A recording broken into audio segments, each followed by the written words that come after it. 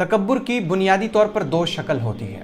तकब्बुर की एक शक्ल तो है कि किसी से कोई गुफ्तगू हो रही हो, किसी से कोई बात हो रही हो, उसमें यह समझ में आ जाए कि मैंने जो बात की वो गलत थी और सामने वाला जो बात कह रहा है वो सही है। और ये समझ जाने के बाद कि सामने वाला सही कह रहा है और मैं गलत कह रहा हूँ, फिर भी अपनी बात पर जमे रहना, अपनी बात को साबित करने के लिए तरह तरह की दलीलें पेश करना, एड़ी चोटी का जोर लगाना और दूसरे की सही बात को कबूल ना करना, ये तकब्बुर है। और तकब्बुर की जो दूसरी शक्ल है वो ये कि किसी दुनियावी या दीनी कमाल की वजह से, दुनियावी कमाल जैसे माल, दौलत, इज्जत, ख़ानदान, खूबसूरती, ये दुनियावी कमाल, या फिर दीनी कमाल कि मैं बहुत बड़ा आलिम हूँ, मैं बहुत बड़ा मुफ्ती हूँ, मैं बहुत मुत्तकी हूँ, मेरे अंदर नमाज का बहुत एहतमाम है, मैं सबसे ज़्यादा हज करने वाला हूँ, मैं बार बार उम्रे करता हूँ, ये दीनी कमाल है।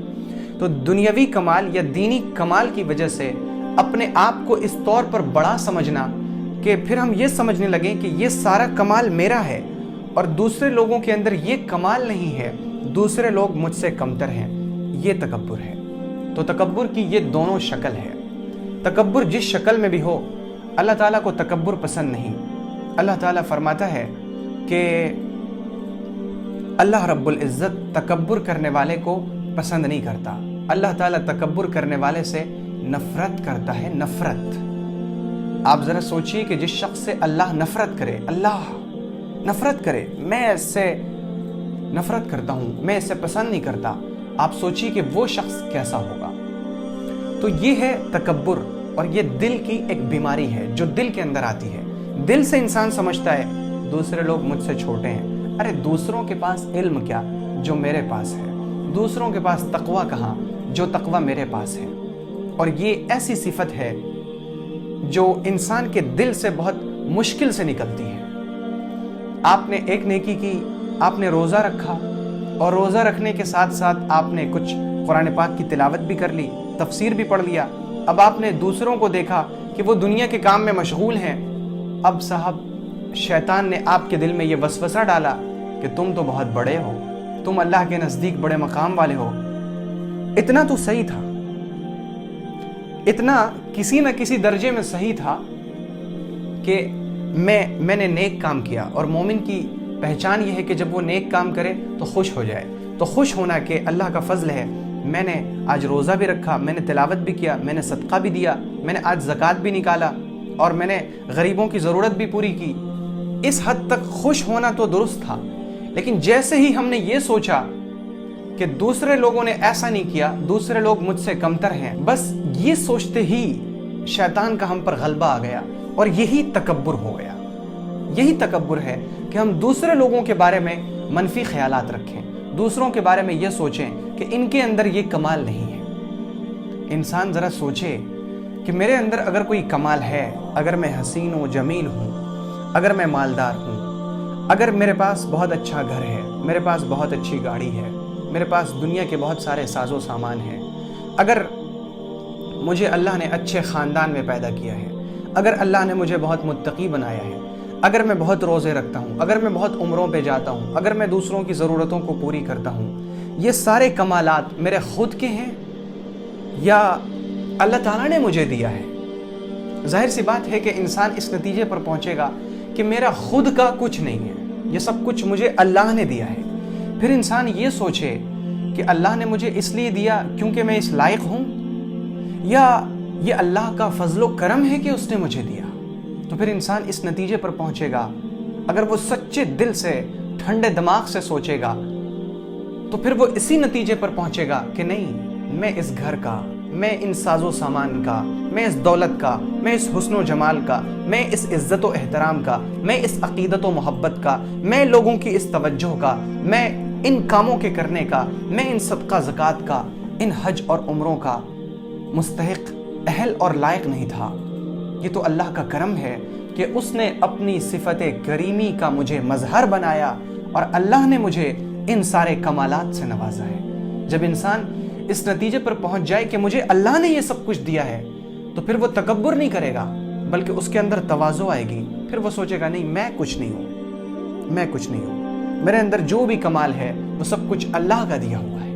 اور جب انسان یہ سوچنے لگے کہ یہ سب کچھ اللہ کا دیا ہوا ہے، جب اللہ مجھ سے چاہے گا یہ سب کچھ چھین لے گا۔ وَتُعِزُّ مَن تَشَاءُ وَتُذِلُّ مَن تَشَاءُ بِيَدِكَ الْخَيْرُ إِنَّكَ عَلَى كُلِّ شَيْءٍ قَدِيرٌ۔ آپ عزت دینے والے ہیں، آپ ذلت دینے والے ہیں، آپ کے ہاتھ میں خیر ہے۔ آگے جو اللہ نے اصل جملہ فرمایا ہے پورے تمام چیزوں کا حاصل اور خلاصہ، وہ کیا فرمایا؟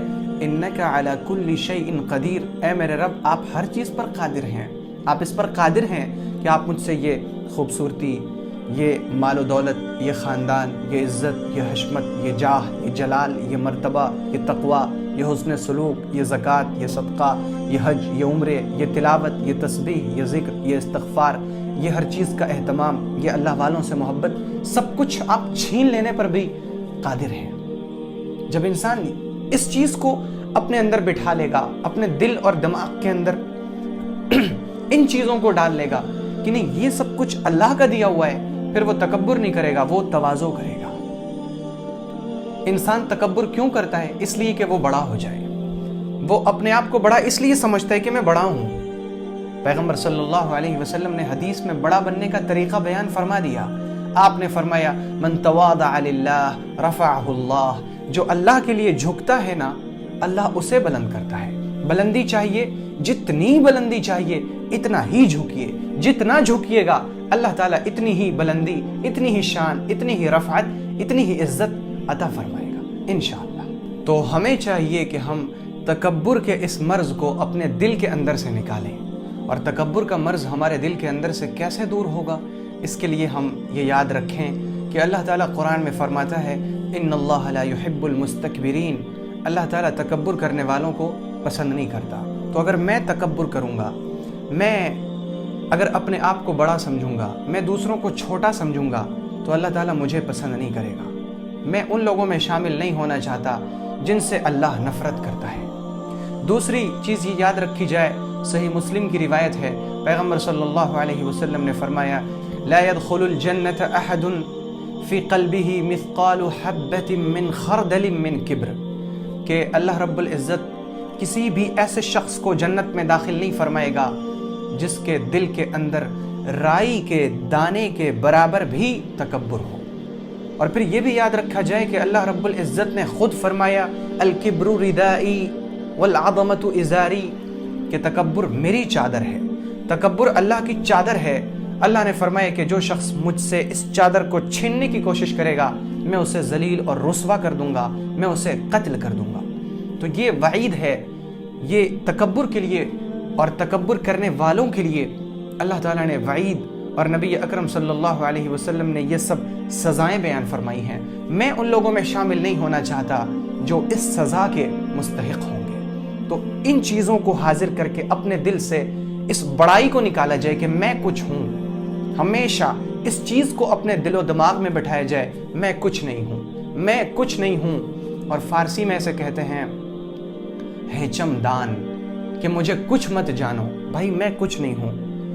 بہت سی بار انسان کا بہت بڑا امتحان ہوتا ہے، لوگ آپ کے پاس آئیں گے، کہیں گے آپ بہت متقی ہیں، آپ بہت پرہیزگار ہیں، آپ ایسے ہیں، آپ ویسے ہیں، آپ ویسے ہیں۔ اس وقت انسان کو چاہیے کہ اس کا دل لرز جائے اور وہ کہے یا رب یہ شخص میرے بارے میں اچھا گمان، اچھا خیال رکھتا ہے، آپ اس کے گمان پر مجھے پورا اتار دیجئے۔ آپ جانتے ہیں کہ میں کیسا ہوں، من آنم کہ من دانم، میں خود جانتا ہوں کہ میں کیسا ہوں۔ میرے اندر تو عیوب ہیں جو بھرے ہوئے ہیں، وہ تو اللہ کی ستاری ہے کہ اس نے میرے عیبوں پر پردہ ڈال رکھا ہے۔ تو ہم کبر کے، تکبر کے اس مرض کو اپنے اندر سے دور اس طرح کریں کہ سب سے پہلے ان چیزوں کا استحضار کریں جو اللہ تعالیٰ نے تکبر کرنے والوں کے بارے میں فرمایا، اور پھر ہم یہ سوچیں کہ یہ جو کمال میرے اندر ہے، یہ جو کوئی خوبی میرے اندر ہے، یہ میری اپنی ہے یا اللہ کی دی ہوئی ہے؟ ظاہر ہے کہ آپ اس نتیجے پر پہنچیں گے یہ خوبی تو اللہ کی دی ہوئی ہے، تو پھر ہم کیسے بڑے ہوئے؟ اللہ چاہے تو اسے بھی وہ خوبی دے دے، اللہ چاہے تو اسے بھی وہ خوبی دے دے، ہم کیسے بڑے ہوئے؟ اس میں ہماری بڑائی اور ہماری شان کیا جب ہماری وہ خود کی خوبی ہے ہی نہیں؟ اور پھر انسان یہ سوچے کہ اللہ تعالیٰ نے یہ خوبی جو مجھے دی ہے میرے لائق ہونے کی وجہ سے دی یا پھر یہ اللہ کی عطا اور اس کی بخشش ہے، تو آپ اس نتیجے پر پہنچیں گے کہ نہیں میں لائق نہیں ہوں، یہ تو اللہ کا فضل ہے۔ جب یہ فضل اللہ کا ہے تو یہ فضل اللہ کسی اور پر بھی کر سکتا ہے، تو پھر اس میں آپ کی بڑائی کہاں سے، آپ کی شان کہاں؟ پھر یہ سوچے کہ یہ جو خوبی مجھے حاصل ہے کیا اس کو ہمیشہ باقی رکھنا میرے اختیار میں ہے؟ نہیں، جب اللہ چاہے گا یہ خوبی مجھ سے چھین لے گا۔ تو ایسی خوبی جس کو باقی رکھنا میرے اختیار میں بھی نہیں ہے، اس پہ میں تکبر کیسے کروں؟ پھر انسان یہ سوچے کہ یہ کمال اور یہ خوبی جو مجھے حاصل ہے کیا دوسرے شخص کو یہ خوبی حاصل ہو سکتی ہے یا نہیں ہو سکتی؟ ظاہر سی بات ہے کہ جو خوبی میرے اندر ہے وہ دوسروں کے اندر بھی آ سکتی ہے، اور یہ بھی ممکن ہے کہ مجھ سے زیادہ اس شخص کے اندر آ جائے، تو پھر اس میں میری شان، میری بڑائی کہاں سے؟ پھر انسان یہ سوچے کہ جو خوبی مجھے حاصل ہے یہ بھی تو ممکن ہے کہ یہ خوبی مجھ سے چھین لی جائے اور دوسرے وہ شخص جس کو یہ خوبی حاصل نہیں ہے اسے یہ خوبی ملے اور اس سے نہ چھینی جائے، یعنی انجام کے اعتبار سے وہ مجھ سے زیادہ اچھا ہو۔ اور جب انجام کے اعتبار سے وہ مجھ سے زیادہ اچھا ہو تو پھر اس میں میری بڑائی اور میری شان کہاں سے؟ جب انسان ان چیزوں کو سوچے گا نا تو اس کے اندر سے تکبر کی یہ بیماری ختم ہو جائے گی انشاءاللہ۔ اللہ رب العزت ہمیں تکبر کے مرض سے بچنے والا بنائے۔ اگر آپ کو یہ ویڈیو پسند آئی ہو تو ویڈیو کو لائک کریں اور شیئر کریں، اور چینل کو سبسکرائب کرنا ہرگز نہ بھولیں۔